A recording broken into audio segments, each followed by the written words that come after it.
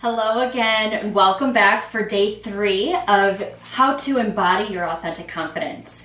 I'm Cassie Nevitt. I'm the owner of Vibrant Body and a level 2 certified teacher in the art of feminine presence. Well, I hope by now you're feeling really radiant and really confident as you've been practicing our tips from day 1 and day 2. And today I'm really excited to share with you this last tip, because it really ties into what I majored in when I was at Washington University in St. Louis, and that is psychology. So today's tip comes from a TED Talk. If you're familiar with the TED Talks online, you can Google it, by Amy Cuddy.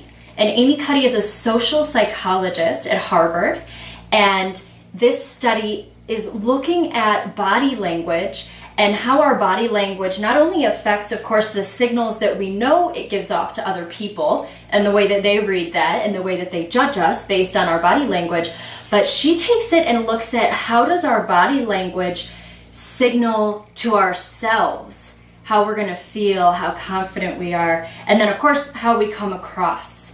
So this study is just incredible, and again, I urge you to look it up. It's Amy Cuddy, C-U-D-D-Y, for the whole 20-minute spiel, and I'm going to just kind of pare it down and give you the Cliff's Notes of what I found really remarkable in this study that they did.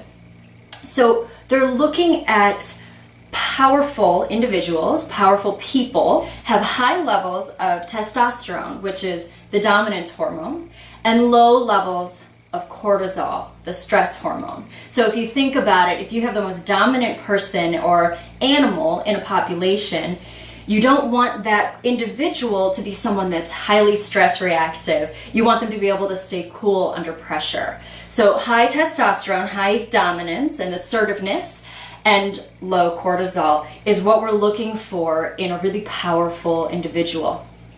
So in this study, the first piece that they did, and the first piece I want to share with you, is that they looked at the hormone levels of participants.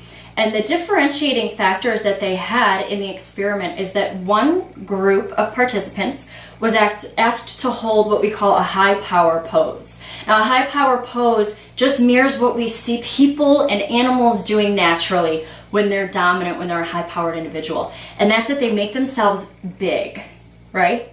So you think of an animal that's asserting its dominance, it's making itself big. You think of a moment of power in a person's life. You think of someone just crossing the finish line in a race and they've won. What do? Well, they're up here and they're big, okay? So people that take up a lot of space tend to be people that are dominant, people that are powerful. And on the flip side of that, if we look at low power individuals are going to make themselves small. So we see kind of the crossing over the arms, maybe kind of, a ducking down of the head, shrinking, making ourselves small. So looking at not only how do we look when we're in those positions, but what do those positions do to our physiology, to our body? Love this. So they took a saliva test of the participants that came in the beginning, measured their cortisol, measured their testosterone to get a baseline, ran them through holding this pose, a high power pose for 2 minutes, or holding a small pose, a low power pose for 2 minutes. There were a couple more elements to the test, but at the end they retested the saliva. And what they found was that individuals that held this high power pose had a 20% increase in their testosterone, in their dominance hormone, and a 15% decrease in their cortisol levels. So much more dominant, much less stress.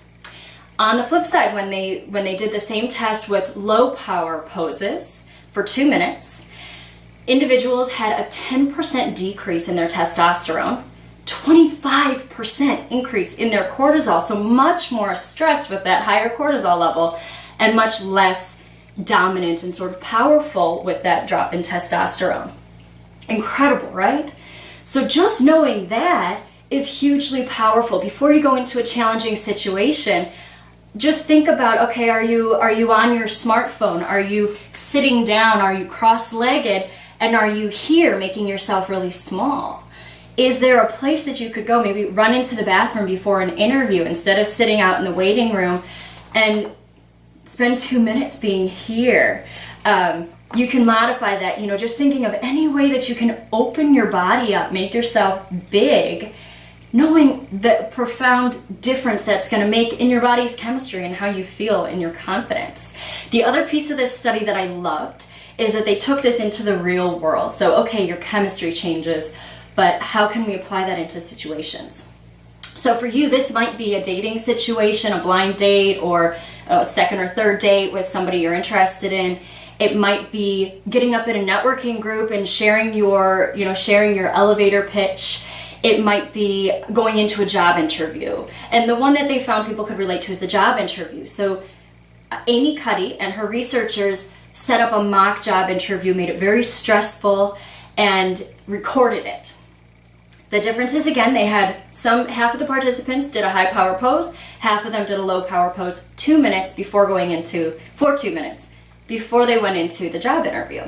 Now they had completely unbiased, completely sort of blind to all of the conditions of the study, all of the poses, who did what, all of that, blind coders that went through the videos and chose who they would hire, who they liked, and looking at that, it was consistently the people that had done the high power pose for 2 minutes. Incredible. So when we look at that, they're looking not so much at the content of what people say, but it's their presence, it's their authenticity, it's their confidence.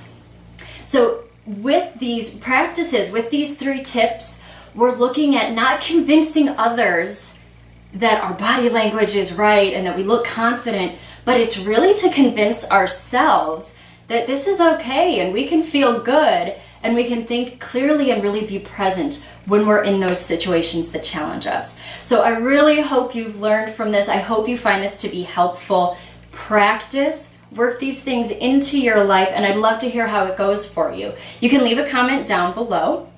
And if this has been helpful, if this is something that you'd like to learn more about, I have a program coming up that's delving deeper into these practices. If you're local in the Chicago area, it's going to be an in-person small group of people working on really honing these practices and getting a good feel for how they work in your own body. So I'll hope you'll join me for that. If you've gotten this video, you should be on my email list, and you'll be getting information as that comes out about my new program coming up.